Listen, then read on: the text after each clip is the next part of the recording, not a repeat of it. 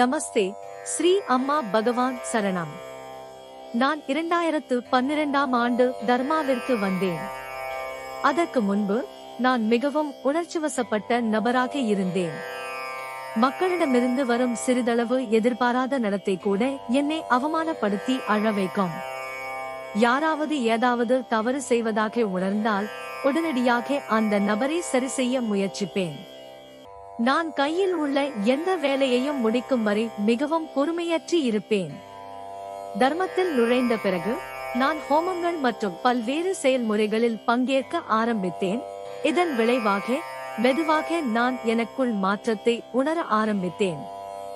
இப்போது நான் அமைதியாக உணர்கிறேன். என்னை சுற்றியுள்ள மக்களை அவர்கள் யார் என்பதன் அடிப்படையில் ஏற்றுக்கொள்ள முடிகிறது. என்னை சுற்றியுள்ள நிகழ்வுகளுக்கு நான் சாட்சியாளராகிவிட்டேன். இந்த சம்பவங்கள் என்னை உள்ளுக்குள் பாதிப்பதில்லை. எந்த காரணமும் இல்லாமல் நான் மகிழ்ச்சியாக இருக்கிறேன். எனக்கு இன்னும் எண்ணங்கள் உள்ளன, ஆனால் அவை நீண்ட காலம் நீடிப்பதில்லை. இப்போதெல்லாம் எந்த காரணமும் இல்லாமல் என்னால் சிரிக்க முடிகிறது. மீண்டும் சில நேரங்களில் நான் எந்த காரணமும் இல்லாமல் கண்ணீர் விடுகிறேன்.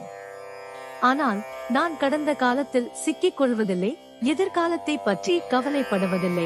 இந்த மாற்றங்கள் அனைத்தும் என் அன்பான ஸ்ரீ அம்மா பகவானின் தெய்வீக ஆசீர்வாதத்தாலும் கருணையாலும் மட்டுமே நிகழ்ந்தன. கோடி கோடி பாத பிரணாமங்கள் மற்றும் அனந்த கோடி நன்றிகள். அன்புள்ள ஸ்ரீ பரம்ஜோதி அம்மா பகவான், நான் எப்போதும் உங்கள் தெய்வீக கமல பொற்பாதங்களில் இருக்கிறேன். இந்திராணி சன்யால், கொல்கத்தா, மேற்கு வங்கம்.